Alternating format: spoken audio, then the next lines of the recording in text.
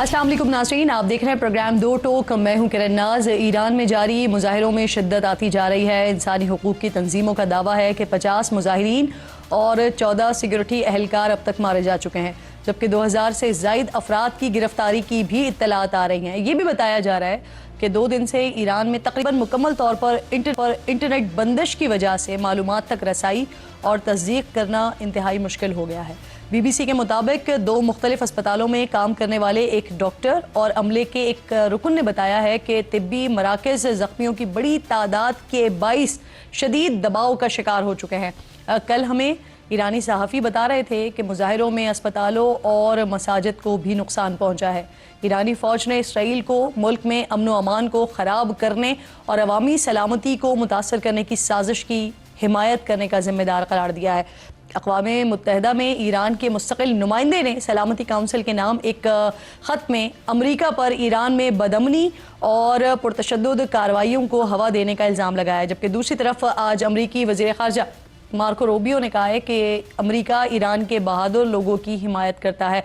इस तमाम हलचल के दौरान शाही ईरान के साबिक़ वली अहद ने एक नए पैगाम में कहा है कि इनक़लाब की फ़तह के वक्त कौम के साथ रहने के लिए वो वतन वापस आने की तैयारी कर रहे हैं। प्रोग्राम में आगे बढ़ते हुए एक और अहम तरीन मामला पाकिस्तान की ताकत और हथियारों की महारत को अल्हम्दुलिल्लाह सुम्मा अल्हम्दुलिल्लाह दुनिया तस्लीम कर रही है। तरक्या ने पाक सऊदी दिफाई मुआहदे में शामिल होने की ख्वाहिश का इजहार कर दिया है। आलमी जरीदा है ब्लूमबर्ग, इसके मुताबिक इस हवाले से जो चीज़ें हैं वो हतमी मराहिल में दाखिल हो चुकी हैं। आज ही खबर आई है कि इराक़ हमसे JF-17 थंडर और सुपर मुशाक तैयारे ख़रीदना चाहता है। इससे पहले बांग्लादेश भी JF-17 थंडर और सुपर मुशाक तैयारों की ख़रीदारी में दिलचस्पी का इजहार कर चुका है। रॉयटर्स ने कल खबर दी कि सूडान से $1.5 अरब की दिफाई डील तय पाने के इंतहाई करीब हैं, जिसमें पाकिस्तान सूडान को एयर डिफेंस सिस्टम, तैयारे और ड्रोन्स फराहम करेगा। ये याद रखिएगा कि वज़ीर दिफा पहले ही कह चुके हैं कि हमें जहाज़ों के इतने ऑर्डर्स मिल रहे हैं कि शायद 6 माह बाद हमें IMF की ज़रूरत ना रहे। इसी सारी सूरत हाल पर बात करने के लिए प्रोग्राम में मेरे इंतहाई मोअज़्ज़ज़ मेहमान हैं और रिटायर्ड खालिद चिश्ती साहब ज्वाइन कर रहे हैं। बहुत शुक्रगुजार हूँ आपके वक्त की। खालिद साहब, सबसे पहले तो ज़रा इस पर हम बात कर लेते हैं। ब्लूमबर्ग की खबर आई कल उन्होंने कहा कि पाक सऊदी दिफाई मुआहदे में शामिल होना चाहता है तरकिया, और इस हवाले से जो मुज़ाकरात हैं वो हतमी मराहिल में दाखिल हो चुके हैं। खालिद साहब, ये कितनी बड़ी कामयाबी है पाकिस्तान के लिए, क्योंकि जब से पाकिस्तान आज़ाद हुआ है हम ये सुनते आ रहे हैं कि एक वक्त आएगा कि जब पाकिस्तान दुनिया को लीड कर रहा होगा, और आज ऐसा लग रहा है कि हम स्टेप बाय स्टेप उस तरफ बढ़ रहे हैं। खालिद साहब, बहुत शुक्रिया मिस किरण, आपने इनवाइट किया। देखिए, बिल्कुल आपने सही नोट किया कि ये बड़ी खुशगवार एक हैरत दुनिया को हो रही है, क्योंकि आज से कोई तकरीबन 7-8 महीने पहले अप्रैल 2025 में कोई सोच भी नहीं सकता था कि बहुत सारे मुल्क ना सिर्फ डिफेंस कोलैबोरेशन के लिए रब्ता करेंगे, ट्रेनिंग के लिए रब्ता करेंगे, जहाज हमसे खरीदना चाहेंगे, अलायंसेज और ट्रीटीज में आना चाहेंगे और डिफेंस एग्रीमेंट साइन करेंगे। ये बिल्कुल अनयूजुअल है, लेकिन जाहिर है, जिस मैं अक्सर कहता हूँ कि ये इस कौम ने, मुसल्लह अफवाज ने, पाक फिजाइया ने ये पोजीशन अर्न की है। ये ऐसे ही आपको रेलेवेंट नहीं कोई कर देता, या दुनिया आपको वैल्यू नहीं करना शुरू कर देती। जब एक जंग आप जीतते हैं अल्हम्दुलिल्लाह, तो विक्ट्री अपने साथ एक वैल्यू लेकर आती है। जब वैल्यू लेकर आती है तो आप जाहिर है एक वक़्त आपकी हो जाती है, या आपकी वर्थ होती है। और फिर मैं अक्सर कहता हूँ कि then power talks to power. American president से लेकर ग्लोबल जितने की प्लेयर्स हैं पाकिस्तान को एंगेज करना चाहते हैं। मैं एक छोटी सी एग्जांपल दे देता हूं ताकि अगला टॉपिक से लिंक कर सकूं। पिछले तकरीबन 3 महीनों में सिर्फ पाक फिजाइया के सरबराह से तकरीबन 15 मुल्कों के एयरफोर्स चीफ्स ने मुलाकात की है। और देखिए, ये अनयूजुअल एंड अनप्रेसिडेंटेड है, क्योंकि ऑब्वियसली हम जिस तरह रेलेवेंट हुए हैं, दुनिया हमसे ना सिर्फ कोलैबोरेट करना चाहती है, सीखना चाहती है, ट्रेनिंग दिलवाना चाहती है। तो ये एक खित्ते के लिए एक बहुत बड़ा स्टेबलाइजिंग फैक्टर होगा, क्योंकि ना तुर्की का कोई ऑफेंसिव डिजाइन है, ना सऊदी के, ना पाकिस्तान के। ये कोलैबोरेटिव अलायंस होना चाहिए जो एक खित्ते में एक चेक एंड बैलेंस रखेगा उन पावर्स पर, जैसे हिंदुस्तान ने ऑफेंस लॉन्च किया था मई के महीने में, उनके लिए एक डेटरेंस होगा। सर, जो आप कोलैबोरेशन की बात कर रहे थे खालिद साहब, इसी पर ही आ जाते हैं सर। इब्तिदाई जो बातें सामने आ रही हैं उसके मुताबिक एक मुल्क पर हमला सब पर हमला तस्वुर किया जाएगा, यानी कि जो नेटो का आर्टिकल है 5, اس سے مماثلت رکھتا ہوا یہ نقطہ ہوگا. تو کیا اس کو نیٹو تسک کا ہم اسلامی اتحاد کہہ سکتے ہیں؟ اگر ترکیہ بھی آ جاتا ہے تو پھر مزید کون کون سے ممالک ہیں جو ہم دیکھیں گے کہ وہ بھی شامل ہو رہے ہوں گے پھر گاہے بگاہے اس میں؟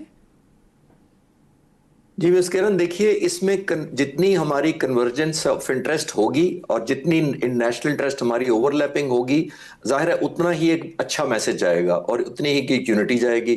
اور دیکھیے جب آپ سٹرونگ ہوتے ہیں تو آپ دو طرح کا میسج بھیجتے ہیں. ایک وہ یہ کہ ہم اپنے لیے بہت کچھ کر سکتے ہیں یا اپنے سیلف ڈیفنس میں، جیسے پاکستان نے مئی میں کیا. اور دوسرا پیغام دوستوں کو دیتے ہیں کہ ہم ایک ٹرسٹ ودی پارٹنر ہیں جو وقت برا آنے وقت آنے پر آپ کا نہ صرف ساتھ دے گا بلکہ کیپیبلٹی اور حوصلے کے ساتھ آپ کے ساتھ کھڑا ہوگا.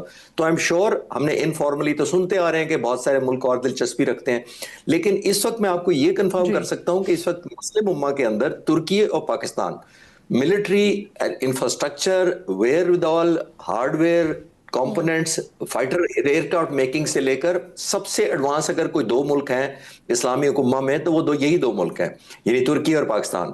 اور اگر یہ دو ایک الائنس میں آ جاتے ہیں بیک بائی سعودی عرب جن کے پاس ظاہر ہے بہت زیادہ فینومینل ریسورسز ہیں اور بھی مڈل ایسٹ کے ملک آ جاتے ہیں، تو یہ ایک باقی آپ کی بات صحیح ہے کہ اگر ہم کنورج کر سکیں اپنی نیشنل انٹرسٹ کو، اور جیسے میں نے کہا کہ تھوڑا سا پریشر بھی لے سکیں، کیونکہ ایسی باتیں آپ نے دیکھا کہ ویسٹ کو اور خاص طور پہ امریکہ کو پسند نہیں آئیں گی کہ کوئی ایسے ملک الائنس کرنا شروع کر دیں جو کل کو ان کے مقابلے میں ان کو کمپیریٹیولی لوگ ریفر کرنا شروع کر دیں. تھوڑا سا ہمیں حوصلہ سب کو دکھانا ہوگا، ظاہر اسٹرینتھ اور ریزولٹ اور کیپیبلٹی کے ساتھ. انشاءاللہ مجھے لگتا ہے کہ بہت خوشائند نہ صرف ہمارے تینوں ملکوں کے لیے لیکن اور ملک بھی ڈیفینیٹلی انٹرسٹڈ ہوں گے اس میں. جی بالکل بالکل آپ کی بات درست. سر رائٹرز کی خبر پر بھی بات کر لیتے ہیں. وہ یہ کہہ رہے ہیں کہ پاکستان کا سوڈان سے بھی 1.5 ارب کا دفاعی معاہدہ ہونے کے قریب ہے. اب جو اس کی تفصیلات دے رہے ہیں جس میں 10 پراکرم 8 لائٹ اٹیک جیٹس ہیں، ایئر ڈیفنس سسٹم ہے، 200 سے زائد ڈرونز شامل ہیں. آپ کے پاس کیا معلومات ہیں اس حوالے سے کہ یہ سب ہم مقامی طور پر تیار کر رہے ہیں؟ چشتی صاحب جی یہ بڑا دلچسپ اس لیے ٹاپک ہے کہ میری کل ہی رسپانسبل کوریڈورز میں بات ہوئی ہے الحمدللہ، اور آج بھی ہوئی ہے. اور گڈ نیوز قوم کے لیے یہ ہے کہ پاک فضائیہ تقریباً ابھی نہیں 6 مہینے سے مجھے یہ پتا تھا، لیکن مجھے منع کیا گیا تھا کہ یہ ابھی نام ڈسکلوز نہیں کرنا. ابھی رائٹر نے بھی اور بہت سارے اور نیوز پیپر نے بھی، ڈان نے بھی شاید آج پرنٹ کیا ہے کہ ہم سوڈان کے ساتھ جا رہے ہیں. تو میں بھی کنفرم کرنے کی اجازت مجھے مل چکی ہے کہ یہ میں شیئر کر سکوں. لیکن جو اماؤنٹ ہے شاید اس پہ میں نہیں کمنٹ کرتا، شاید اس سے بھی زیادہ ہو. یہ جو $1.2 بلین کہا جا رہا ہے وہ اس وقت کانفیڈینشیلٹی کی وجہ سے، اور یہ نہیں ہے کہ کوئی اتنا کوئی سیکرٹ تھا. مسئلہ یہ ہوتا ہے کہ جب سوڈان جیسا ملک افریقہ سے اٹھ کر پاکستان سے کولیبریٹ کرنا چاہتا ہے تو بہت ساری جو انٹرنیشنل جو کی پلیئرز ہوتے ہیں ان کو یہ پسند نہیں آتا. اور بڑا امپورٹنٹ بات یہ ہوتی ہے کہ پاکستان جیسا جو obviously ایک ڈیفنس پروڈیوسنگ، ابھی ہم ایک ڈیولپنگ سٹیج پر ہیں خود بھی، تو بہت زیادہ پریشر ہوتا ہے کیونکہ یہ ڈیفنس انڈسٹری ہے بڑے لوگوں کی اور بڑے ملکوں کی بڑی منوپلی ہے بڑی بڑی کمپنیز کی. تو وہ بالکل نہیں چاہتے کہ پاکستان جیسے ملک ایک سپورٹ بن جائے، کیونکہ 4-5 چیزیں میں کوئکلی کور کرتا ہوں کہ 5 چیزیں فائٹر جہاز کے پیچھے ہوتا کیا ہے. نمبر 1 ہوتا ہے اس جہاز کی کیپیبلٹی، جب بھی کوئی جہاز سلیکٹ کرتا ہے یعنی وہ قابل کتنا ہے، اس کا انجن، اس کی پرفارمنس کیسی ہے. نمبر 2 اس کی ہوتی ہے پرائس. نمبر 3 ہوتی ہے کہ ریسورس جو ہے یا سورس جو ہے جو سپلائی کر رہا ہے ملک وہ کریڈیبل ہے، اس صورت میں پاکستان. نمبر 4 یہ دیکھا جاتا ہے کہ یہ جہاز بیٹل ٹیسٹڈ یا کامبیٹ پروون ہے کہ نہیں ہے. اور 5ویں جس کو کہتے ہیں نا چیری آن دا کیک والی بات ہے کہ الحمدللہ پاکستان کے پائلٹس ٹیکنیشینز ٹریننگ دیں گے جس ملک کو جس سے بھی ڈیل ہوگی. تو یہ 5 کرائٹیریاز میں JF-17 تھنڈر آئیڈیلی سوٹڈ ہے الحمدللہ. اچھا سر، یہ جو آپ بات کر رہے ہیں نا، یہ عموماً اب ڈسکشن بھی ہوتی ہے، سوشل میڈیا پلیٹ فارمز پر بھی بات ہو رہی ہوتی ہے کہ پریشر آ جائے گا، کر نہیں سکیں گے. تو آپ جو یہ بات کر رہے ہیں یہ بڑی امپورٹنٹ بات ہے کہ جب اس طرح کی کوئی چیز ہونے لگتی ہے تو پھر بڑے ممالک ہیں اور جو یہ سوچ رہے ہوتے ہیں کہ ساری دنیا ہم پر ہی تکیہ کرے گی اور ان کو اگر پاور شفٹ ہوتا ہوا دکھائی دیتا ہے تو وہ کنسرن ہوتے ہیں، وہ پریشان ہوتے ہیں. تو کیا ابھی بھی یہ پریشر موجود ہے اور اس پریشر کو ٹیکل کرتے ہوئے پاکستان الحمدللہ آگے بڑھ رہا ہے؟ چشتی صاحب جی بالکل آپ نے ٹھیک سوال کیا کہ یہ پریشر ہی کی وجہ سے ہم نہیں چاہتے کہ پری میچور کوئی ایسی ہو جائے جس پہ دوسرا ملک جو خریدنے والا ہے اس کو پریشرائز کر کے بیک آف کرایا جائے. نمبر 1. نمبر 2 ایک اور چیز دیکھیے، مجھے کل کافی سارے میڈیا سے جن سے میں نے بات کی تو سب نے یہ پوچھا کہ جی یہ ہم اتنے آرڈر لیے جا رہے ہیں، جو ڈیفنس منسٹر کہہ رہے ہیں کہ ہمارا تو IMF کا قرضہ ختم ہو جائے گا اور سب کچھ ہو جائے گا، تو ہم کہاں سے جہاز دیں گے، ہماری تو کیپیبلٹی نہیں ہے. لیکن میں ٹریبیوٹ دینا چاہوں گا present chief air chief marshal Zaheer Ahmed Babar Sidhu کو کہ جو ہی پہلے بھی تقریباً 3.5-4 سال سے انہوں نے JF-17 تھنڈر کلر ڈرون لوٹرنگ منیشن اس کے لیے انفراسٹرکچر جتنا ڈیولپ کیا ہے، میں پہلی دفعہ بتا رہا ہوں کہ وہ ڈوئل اور ملٹی پرپس ہے، جس کا مطلب یہ ہے کہ یہ مطلب نہیں ہے کہ اگر ہم JF-17 تھنڈر نہیں بنا رہے تو ہم اس کی جگہ اس دوران لوٹرنگ منیشن انہی مشینوں پر، انہی اکوپمنٹ پر، انہی مین پارٹ جو ٹرین کی گئی ہے ہم اس طرف چلے جاتے ہیں. اور جب اس طرف آتا ہے تو سر آپ کی بات سے صرف اگری نہیں، میں انڈورس بھی کروں گی کیونکہ وہ انفراسٹرکچر جس کی آپ بات کر رہے ہیں میں اس کو خود جا کے وٹنس کر کے آئی ہوں. سر مجھے بتائیے کہ ہمارے ایئر چیف اس وقت عراق میں موجود ہیں اور ISPR بتا رہا ہے کہ عراق نے JF-17 تھنڈر اور سپر مشاق طیاروں کی خریداری میں دلچسپی کا اظہار کیا ہے. اس سے پہلے بنگلہ دیش بھی دلچسپی کا اظہار کر چکا ہے. خالد صاحب، تو کب تک یہ ڈیلز میچور ہو سکتی ہیں سر؟ جی، ایئر چیف کل رات کو پاکستان واپس آ چکے ہیں جی، پہلی بات تو یہ ہے، اور بڑے کامیاب دورے کے بعد گئے ہیں. 2 ملکوں کا کیا انہوں نے، سعودی عرب بھی کیا اور عراق کا بھی دورہ کیا. ظاہر ہے دونوں ملکوں سے انگیجڈ ہیں اور وہی جتنی ہماری ریلیونس بنی ہے. عراق کا بھی ڈیفینیٹلی وہ بھی چاہتے ہیں کہ سپر مشاق بھی اور ٹریننگ بھی دی جائے، K8 پر بھی ٹریننگ دی جائے. اس کے علاوہ بہت سارے ملک، دیکھیے میں اب لیبیا کی مثال دیتا ہوں آپ کو. لیبیا کا پاک فضائیہ کو ریکویسٹ بڑی تھوڑی سی ان یوزول ہے، یعنی انہوں نے کہا کہ آپ ہماری ایئر فورس زیرو سے ڈیولپ کریں، starting with English language courses, یعنی کہ ان کے پائلٹس کو پہلے انگریزی سکھائیں اپنی اکیڈمی میں، پھر ان کو ایک بیسک ٹریننگ دکھائیں مشاق پر یا دوسرے، پھر ان کو ایکڈیمکس پڑھائیں، پھر ان کو جیٹ ٹریننگ دیں اور پھر فائٹر ٹریننگ تک لے کے جائیں، اینڈ پھر JF-17 تھنڈر تک لے کے جائیں. تو بہت سارے ملکوں کی ہمارے ساتھ یہ ایکسپیکٹیشن ہے کہ پاک فضائیہ نے الحمدللہ جو ریکارڈ پرفارمنس دکھائی ہے تو وہ ظاہر ہے چاہتے ہیں کہ پاک فضائیہ کے انگیج کیا جائے. عراق بھی بہت زیادہ کین ہے، مجھے کل ہی کنفرم ہوا ہے کہ بہت زیادہ دلچسپی رکھتے تھے، وہ تو جلد از جلد لینا چاہتے ہیں. لیکن آپ کے ویورز کی بہتر انڈرسٹینڈنگ کے لیے میں ایک چیز بتاتا چلوں. کل بھی لوگ سوال کر رہے تھے کہ اگر کوئی 40 جہاز کوئی آرڈر کرے گا تو ہم 40 کیسے بھیج دیں گے، اپنی ایئر فورس سے تو نہیں نکال کر بھیجیں گے. دیکھیے 40 جہاز آپ نے اکٹھے نہیں بھیجنے ہوتے، آپ نے 4 یا 6 بھیجنے ہوتے ہیں. ہمیں 1982-83 میں F-16 صرف 6 ملے تھے. ابھی میں J-10C کا بھی آپ کو بتا دیتا ہوں، جنہوں نے الحمدللہ مئی میں کارروائی اتنی زبردست کی تھی. ہمیں ملے تھے 6 اور پھر 8، یعنی اس طرح ہمارے سیریز میں آئے تھے. انڈیا کے جو رافیل ہیں جن کا اتنا شور آیا تھا اور 36 جہاز ہیں، ان کی ڈیلیوری 3.5 سال میں مکمل ہوئی تھی. اور اس آرڈر کے 3 سال بعد، یہ بھی ذہن میں رکھیے گا کہ جب آرڈر ہوتا ہے 2 یا 3 سال لگتے ہیں ڈیولپمنٹ میں، پھر پہلے 4 یا 6 جہاز آتے ہیں، پھر اس 2-3 سال اور لگتے ہیں. تو جتنے ملک ہمارے سے سر یہ پورا اس معاہدے کے اندر شامل ہوتا ہے کہ کتنے عرصے میں آپ کو کتنی ڈیلیوری ملے گی. مجھے یہ بتا دیجئے کیونکہ آپ سے زیادہ بہتر ان ٹیکنیکلٹیز کو کوئی نہیں بتا سکتا. تو 1 سال میں کتنے جہاز ہم ڈیلیور کر سکیں گے، یا کتنی کیپیسٹی ہے، کتنے ہم بنا کر دے سکیں گے جن لوگوں کے ساتھ معاہدے ہو رہے ہوں گے؟ دیکھیے یہ پاک فضائیہ نے ڈیسائیڈ کرنا. یہ بھی سوال میں نے پتا کیا تھا اور یہ پوچھا تھا میں نے بھی، تو مجھے یہ بتایا گیا ہے کہ پاک فضائیہ نے ہر ملک کی ریکوائرمنٹ کے حساب سے کرنا ہے، اور ہر ملک کو ہم یہ اشور کریں گے کہ جب تک آپ بیسک ٹریننگ کریں گے، جس کا مطلب ہے ہم آپ کو 1 یا 2 ڈوئل سیٹر جہاز دیں گے، 4 یا 6 دیں گے آپ کو سنگل سیٹر، جس کا مطلب یہ ہے کہ آپ انیشل ٹریننگ شروع کریں اپنے پائلٹس کی. اگر آپ پہلے دن 40 پہنچا بھی دیں تو ان کے پاس تو پائلٹ 3 سال میں تیار ہوتے ہیں. تو اس کا مطلب یہ نہیں ہوتا یہ مس لیڈنگ یا مس انفارمڈ بالکل ٹھیک. سر I have to close the segment، لیکن اس سے پہلے خالد صاحب آپ وزیر دفاع کی اس بات کو انڈورس کریں گے کہ انشاءاللہ ہم اس قابل ہو جائیں گے within 6 months کہ ہم IMF کو خیر بات کہہ دیں، اللہ حافظ کر دیں انہیں؟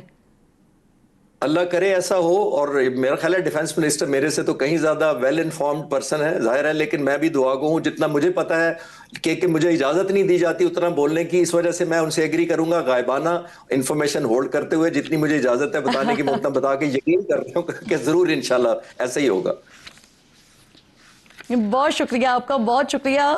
جو گفتگو ہو رہی تھی وہ یقیناً وہ تمام پاکستانی جو چاہتے ہیں کہ پاکستان کے بارے میں اچھی خبریں ملیں اور پاکستان کے دفاعی نظام کے حوالے سے ہمیں اچھی اطلاعات ملیں، ان کے لیے یہ سیگمنٹ یقیناً جس طرح سے میرے لیے بہت خوبصورت گیا اتنا ہی خوبصورت ہوگا. بہت شکریہ آپ کا. خالد چشتی صاحب ساتھ پروگرام میں موجود تھے. اب ذرا جو ڈومیسٹک پالیٹکس چل رہی ہے اس پر بات کر لیتے ہیں. میرے ساتھ پروگرام میں قادر مندوخیل صاحب مجھے جوائن کر رہے ہیں پاکستان پیپلز پارٹی سے، اور شفیع جان صاحب جوائن کر رہے ہیں، معاون خصوصی اطلاعات ہیں خیبر پختونخوا کے، لیکن یہ بھی مجھے اس وقت کراچی سے جوائن کر رہے ہیں، یہ کراچی میں موجود ہیں. آپ دونوں کی میں بے حد شکر گزار ہوں. سب سے پہلے پیپلز پارٹی سے بات کا ذرا آغاز اس طرح سے کرتے ہیں کہ پچھلے کئی عرصے سے پاکستان تحریک انصاف جلسے کرنا چاہتی ہے مختلف شہروں میں، لیکن ان کو اجازت نہیں ملتی ہے، اور پاکستان پیپلز پارٹی نے کل کے جلسے کی باقاعدہ طور پر اجازت دے دی ہے۔ تو کل بھی ہم یہی سوال کر رہے تھے جو پنجاب میں یا جو مرکز میں حکومت موجود ہے ان سے، کہ وہ جو تمام مسائل یہاں پر آ رہے ہوتے ہیں، کیا وہ پاکستان پیپلز پارٹی کو نہیں آئے،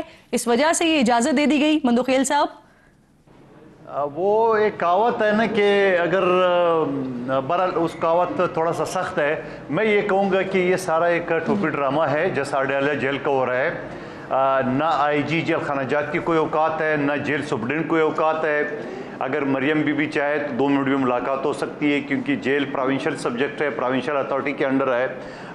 بہرحال اسی طرح جلسے جلوس بھی ہے، ڈی سی می سی، تو یقیناً وہ ایک فارمولیٹیز ہے جو حکومت ہدایت دے دیتے تو اسی بیس پہ وہ این او سی ایشو کرتے ہیں۔ بہرحال ایسا کوئی نہیں ہے، صوبائی حکومت جو ہے نا فل فلیج اختیارات ہے۔ اور پہلے دن جب شفیع جان صاحب اگر میری بات سن رہے، جہاں انہوں نے اعلان کیا کہ 9 تاریخ کو وزیر اعلیٰ جائیں گے سندھ، تو اس وقت میں نے یہ کہا تھا کہ ہم اس کو ویلکم کہیں گے، ہم اس کو سندھی ٹوپی اور اجرک پہنائیں گے، ہم ان کو کھانے کی دعوت دیں گے، وزیر اعلیٰ سے ملاقات کا انتظام کریں گے، سندھ اسمبلی کی پروسیڈنگ اگر سر شاندار روایات کا مظاہرہ کیا گیا ہے پاکستان پیپلز پارٹی کی طرف سے، آپ کی حکومت کی طرف سے، جو کہ بے شک قابل ستائش عمل ہے۔ اس پر مزید میں بات کرتی ہوں، مندوخیل صاحب بھی ساتھ موجود ہوں گے، اور شفیع جان صاحب کس طرح سے دیکھ رہے ہیں اس ایکٹ کو اور کل کے جلسے کی کیا، اس پر بات کریں گے۔ ایک چھوٹا سا بریک لیجئے، بریک کے بعد واپس آئیے۔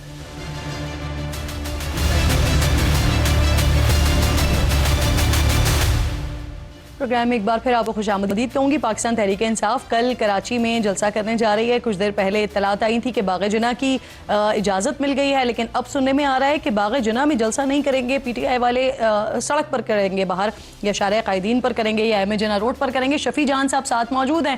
شفیع جان صاحب، کیا وجہ بنی ہے اس کی کہ باغ جناح میں آپ لوگ جلسہ نہیں کر رہے، منسلک سڑک پر کر رہے ہیں، اور کون سی سڑک پہ کر رہے ہیں یہ بھی بتا دیجیے گا۔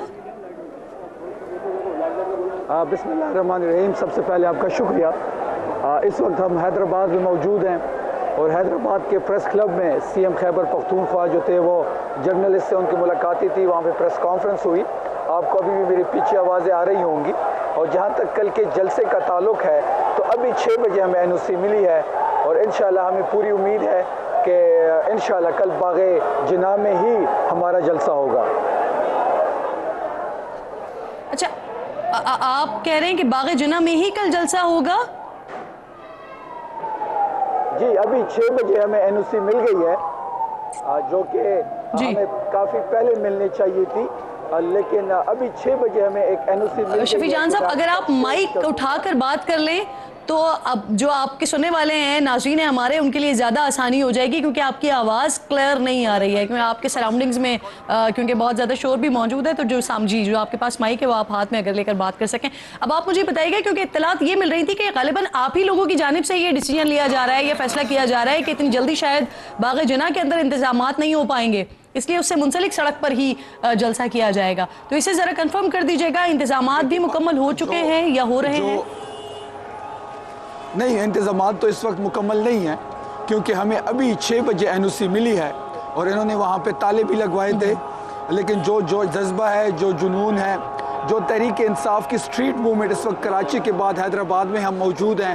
آج ہم نے جام شوروں میں جو جنون دیکھا، جو کوٹری میں دیکھا، جس طریقے سے سہیل آفریدی لوگوں کے دلوں پہ راج کر رہے ہیں، اور آپ کو ابھی بھی میرے پیچھے عمران خان زندہ باد کے نعرے سن رہی ہوں گی آپ۔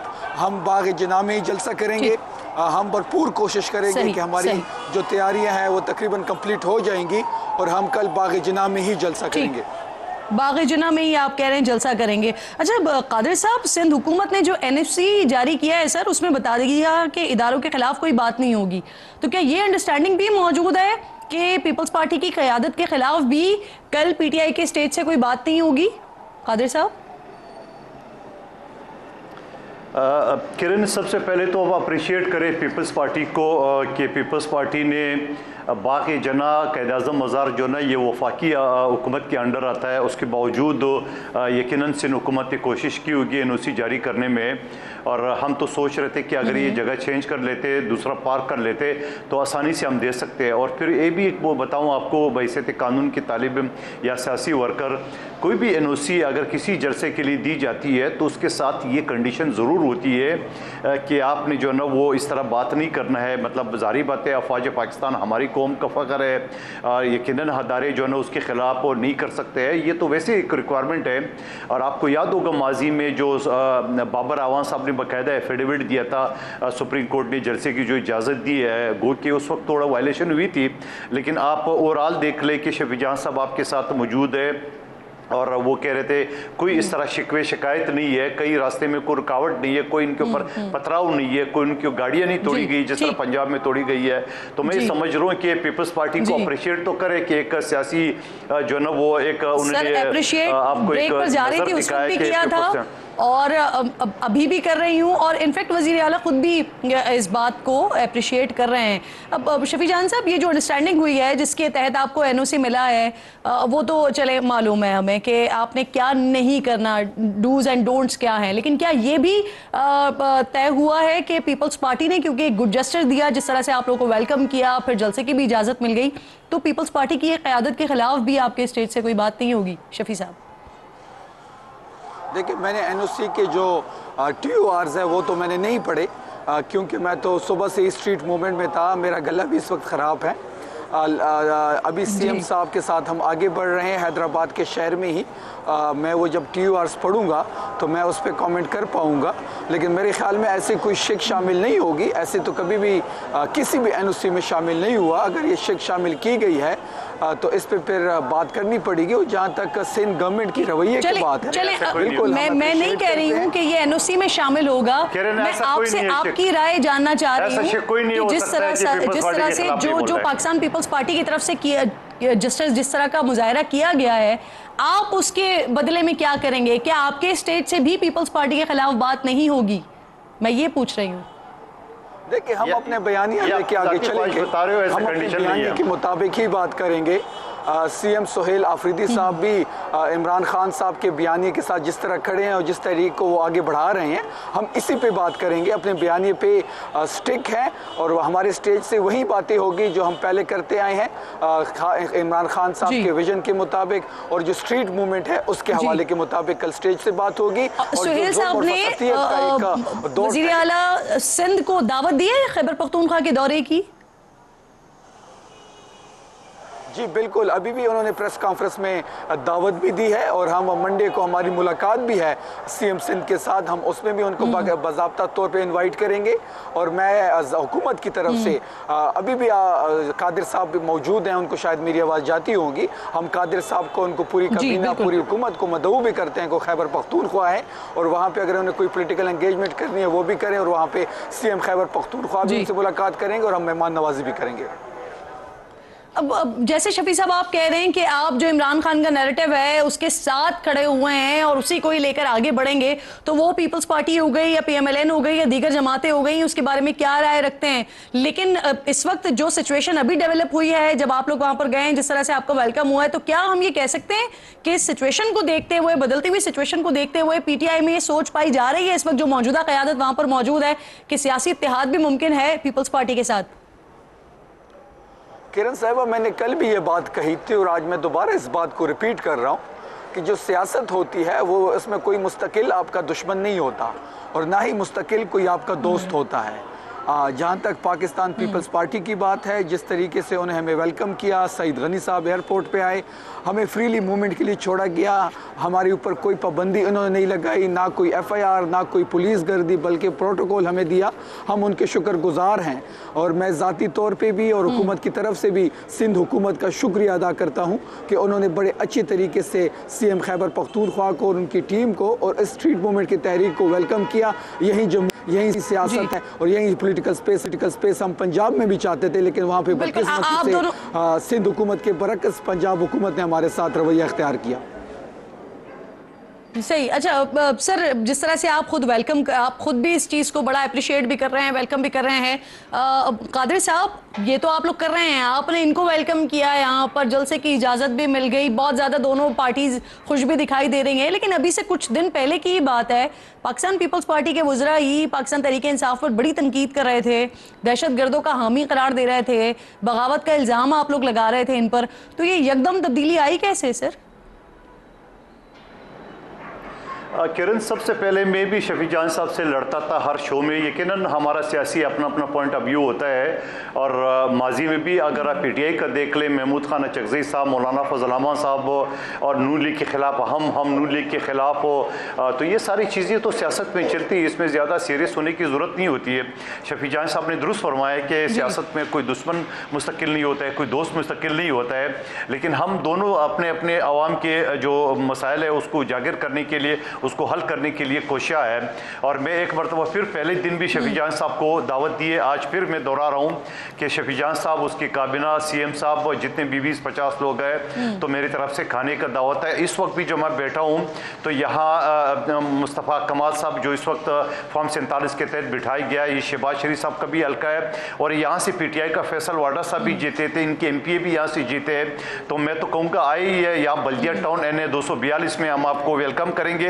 एक मरतबा फिर आपको सिंधी टोपी अजरक के साथ साथ पश्तून रिवायत का पगड़ी भी आपको पहनाएंगे, और हम वेलकम। जब आप हैदराबाद से कराची पहुंचे तो इस दावत को एंटरटेन करने के लिए कादिर मंदुखेल साहब बैठे हैं। मुझे ये फरमाइए सर, अलीमा खान साहिबा कह रही हैं कि अवामी मैंडेट वाली हुकूमत नहीं है पंजाब में, इसलिए रास्ते रोके। यानी पाकिस्तान तहरीक इंसाफ ये समझती है कि पीपल्स पार्टी को अवामी मैंडेट हासिल है, यहाँ कोई धांधली नहीं हुई है, इसी वजह से रास्ते नहीं रोके गए फिर सिंध में। देखिए, सबसे पहले तो कादिर मंदुखेल साहब का शुक्रिया, उन्होंने पहले भी हमें इनवाइट किया था, आज दोबारा इनवाइट किया। इनकी सिंध हुकूमत का शुक्रिया हम अदा करते हैं। और जहाँ तक पंजाब हुकूमत की और सिंध हुकूमत की आपने बात की, पंजाब हुकूमत पे तो जिस तरीके से उन्होंने हमें बर्ताव किया हमारे साथ, तो उन्होंने इस चीज़ पे तो मोहर लगा दी कि वो फॉर्म 47 की हुकूमत है, वो आवाम की ताकत से डरते हैं, वो आवाम के मैंडेट से डरते हैं। और यहाँ पे पीपल्स पार्टी ने मोहर लगा दी, यानी आपके बात के मुताबिक कि वो धांधली ज़्यादा हुकूमत नहीं है। नहीं, जहाँ मैं इसी पे आ रहा हूँ, मैं जहाँ तक सिंध की बात है, तो सिंध में हमें फ्रीली मूवमेंट के लिए छोड़ा गया है, हमें प्रोटोकॉल दिया गया है, हमारे ऊपर कोई कदगन नहीं लगाया, हमें NOC दे दी गई है। हम 3 साल बाद यहाँ पे जलसा करने जा रहे हैं। पंजाब हुकूमत ने तो वहाँ पे कर्फ्यू लगाया था, सिंध ने तो हमारे लिए हुकूमत अपने दरवाजे दिल की भी खोल दिए हैं, और बाग नारान के बाग जिना के भी दरवाजे खोल दिए हैं, जहाँ पे पाकिस्तान तहरीक इंसाफ कल अपना पावर शो करेगी। ठीक, बहुत बहुत शुक्रिया आपका। शफी जान साहब प्रोग्राम मौजूद थे, कादिर मंदुखेल साहब साथ मौजूद थे, और काफ़ी अरसे के बाद पाकिस्तान की सियासत में इस तरह के मनाजिर देखने में आ रहे हैं, या इतनी अच्छी गुफ्तगू जो है वो प्रोग्राम्स में हो रही है। दोनों मेहमानों के लिए मैं बेहद शुक्रगुजार हूँ। एक छोटा सा ब्रेक लीजिए नाज़रीन। ब्रेक के बाद जब वापस आते हैं तो सेनेटर मुश्ताक अहमद साहब पिछले दिनों गाज़ा के हवाले से बहुत ज़्यादा खबरों में रहे, आज उन्होंने अपनी एक सियासी जमात का ऐलान कर दिया है, साथ मौजूद होंगे, उनसे बात करेंगे ब्रेक के बाद।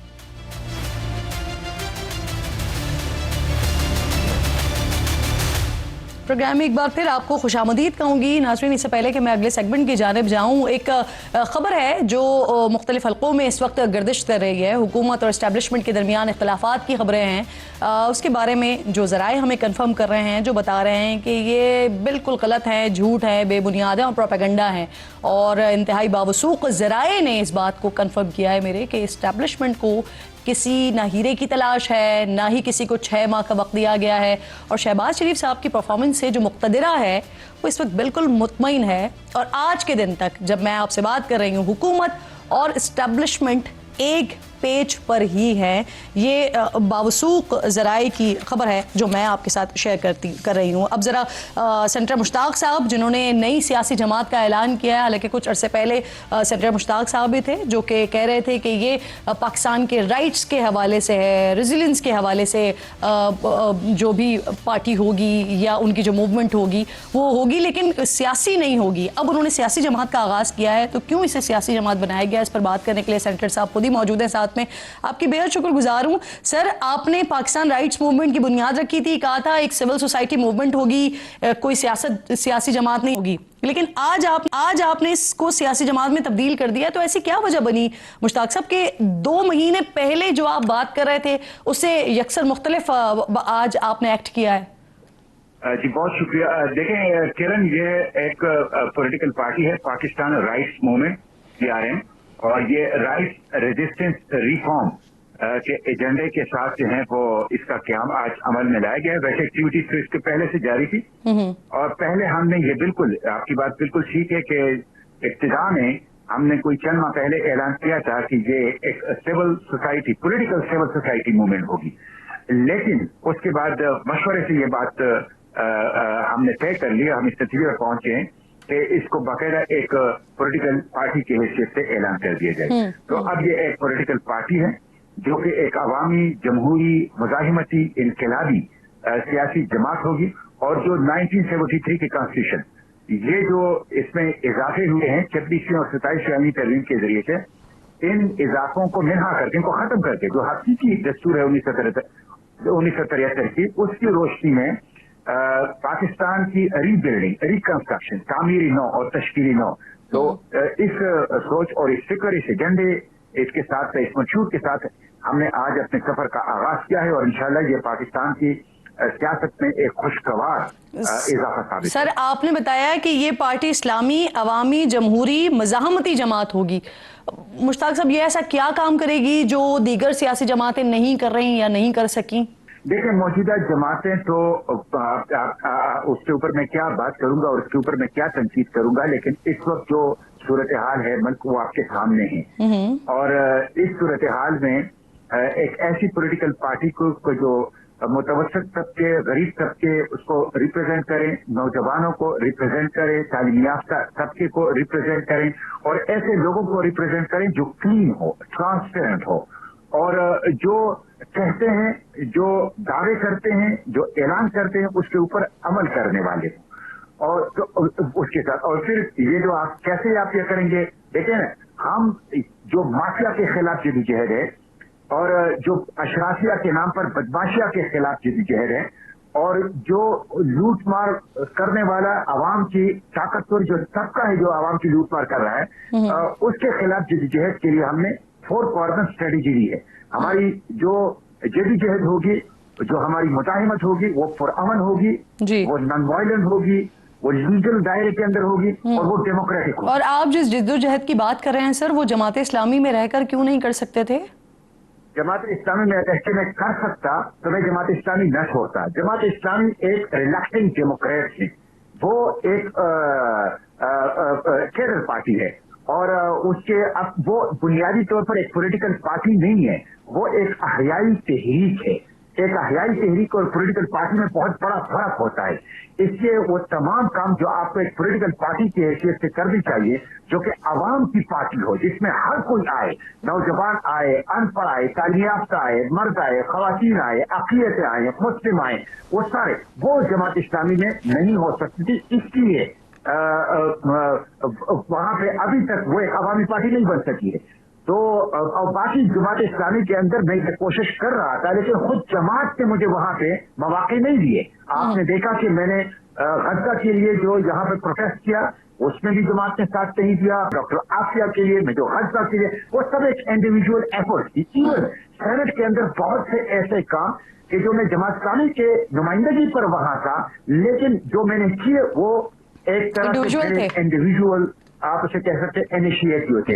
تو وہ ایک کیڈر پارٹی ہے, بنیادی طور پر وہ ایک احیائی تحریک ہے, وہ ایک پولیٹیکل پارٹی نہیں ہے. اور یہ ایک عوامی پولیٹیکل پارٹی ہے جس میں نوجوان, جس میں طلبہ, جس میں خواتین, جس میں مرد, جس میں مسلم, جس میں اقلیتیں, جس میں سارے لوگ آ سکتے ہیں اور پاکستان کی تعمیر و تشکیل کے لیے اپنا کردار. اچھا, آپ کہہ رہے ہیں وہاں پہ آپ کو مواقع نہیں ملے, تو مواقع سے مجھے یاد آیا کہ آپ کے مخالفین کہہ لیجئے یا آپ کے سابقہ ساتھی کہہ لیجئے, وہ کہتے ہیں کہ کیونکہ آپ امیر جماعت اسلامی بننا چاہتے تھے اور آپ کے بجائے یہ عہدہ چلا گیا حافظ نعیم صاحب کو, تو اس وجہ سے آپ ناراض ہو گئے. سر دیکھیں, جماعت اسلامی کی عمارت کے لیے میں واحد فرد تھا جس کا جماعت اسلامی میں کوئی دھڑا نہیں تھا, جس کا جماعت اسلامی میں کوئی گروپ نہیں تھا, اور جو جن لوگوں نے میرے ساتھ 7-8 سال تک کام کیا, یعنی میری کابینہ کی حیثیت سے, وہ سب کے سب جو ہیں میرے ساتھ, جب میں نے جماعت چھوڑی میرے ساتھ نہیں آئے.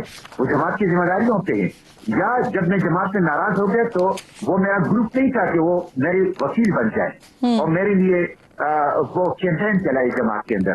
میں نے جماعت کے اندر ایک والنٹیئر کے طور پہ کام کیا ہے, بڑی زبردست قسم کے ٹرانسپیرنٹ انداز سے کام کیا ہے. میری پارلیمانی پرفارمنس, میری آرگنائزیشنل پرفارمنس سب کے سامنے ہے. میری فائنینشیل ٹرانسپیرنسی جماعت میں सबके सामने, और मैं चैलेंज करता हूँ, कोई किसी को कोई एतराज है इससे तो आए मेरे साथ बैठ के बात कर ले। तो दूसरी बात यह है कि मैं अगर अमारत की जमात का ख्वाहिशमंद होता तो मैं जमात इस्लामी की सूबाई अमारत से इस्तीफा ना देता। मैंने 2022 में जमात इस्लामी की सूबाई अमारत से इस्तीफा दिया है, जबकि अमारती पाकिस्तान का इंतखाब अप्रैल 2024 में हुआ, यानी उससे 2 साल पहले मैं इस्तीफा दे चुका था। अगर मेरी नजर जमात इस्लामी पाकिस्तान की अमारत पर होगी तो जमात इस्लामी पाकिस्तान की अमारत के इंतखाब से 2 साल पहले मैं सूबाई अमारत से इस्तीफा ना देता। मैं सूबाई अमीर होता तो इस बात का इम्कान होता कि 3 नामों में मेरा नाम आता, जिस तरह वो 3 नाम लेते हैं और उसकी बुनियाद पे कोई एक बंदा उसमें से अमीर मुंतखब होता है। मैं शूरा का मेंबर होता, बरबिराइमन सब अमीरी सूबा। मेरी नजर में अगर ये होता तो मैं इस इंतखाब से 2 साल पहले सूबे की जो अमारत से इस्तीफा ना देता। चलें ठीक, अब मुझे बताइए, जो आपने नई पार्टी अपनी बना ली है, तो इसमें किन सियासी जमातों को या किन सियासी अशखास को आप समझते हैं कि ये आपकी पार्टी में शमूलियत इख्तियार करें, या आप चाहते हो जो शामिल हो आपके साथ? ये अवाम की पार्टी है, मैंने पूरे पाकिस्तानियों की पार्टी है, सबकी तरह सबको दावत है, लेकिन हम अपनी ताकत और कुव्वत एटीएम मशीनों से ड्रा नहीं करेंगे। हम अपनी कुव्वत और ताकत विनिंग हार्सेस से ड्रा नहीं करेंगे। हम अपनी कुव्वत और ताकत इलेक्टेबल से ड्रा नहीं करेंगे। हमारी कुव्वत और ताकत का मरकज अवाम है, तलबा है, जिंदगी है, नई नस्ल है, यही हमारी कुव्वत और ताकत है, और इन्हीं के जरिए से हम इंशाल्लाह अपनी तहरीक को आगे बढ़ाएंगे। सही। अच्छा सेनेटर साहब, जिस वक्त आप स्मूथ फ्लोटिला वाला जो हमने सारी एपिसोड देखी, गजा के लिए जो भी कुछ आपकी जिद्दोजहद थी, उसमें आपकी फैमिली हमें शाना बशाना दिखाई दे रही थी, लेकिन अब वो कहीं नहीं दिख रही है। तो क्या वो आपके साथ पार्टी में आपके साथ नहीं है? क्योंकि जिस वक्त आपने जमात इस्लामी से इस्तीफा दिया था, जब आपने अपना रास्ता अलग किया था, तो आपकी फैमिली ने नहीं छोड़ी थी जमात। सर, मेरी फैमिली आज भी, मेरी बेटियां वो मौजूद थी इस प्रोग्राम के अंदर, और वो जमात इस्लामी वो पाकिस्तान राइट्स मूवमेंट के साथ हैं और इस पूरी जिद्दोजहद में हमारे साथ शरीक हैं। सही, बहुत बहुत शुक्रिया आपका सेनेटर। प्रोग्राम में आप साथ मौजूद थे। अपनी सियासी जमात जो आपने बनाई है, आप कह रहे हैं कि ये अवामी पार्टी है और अवाम से ही लोग इसमें शरीक होंगे। बहुत बहुत शुक्रिया, आपका वक्त भी ख़त्म हो गया है। इंशाल्लाह नाज़रीन से मुलाकात होगी कल। अपना और अपने मुल्क का ख़ास ख्याल रखिए। फ़लस्तीन को, मकबूजा कश्मीर को अपनी दुआओं में याद रखिए। अल्लाह ने के बाद।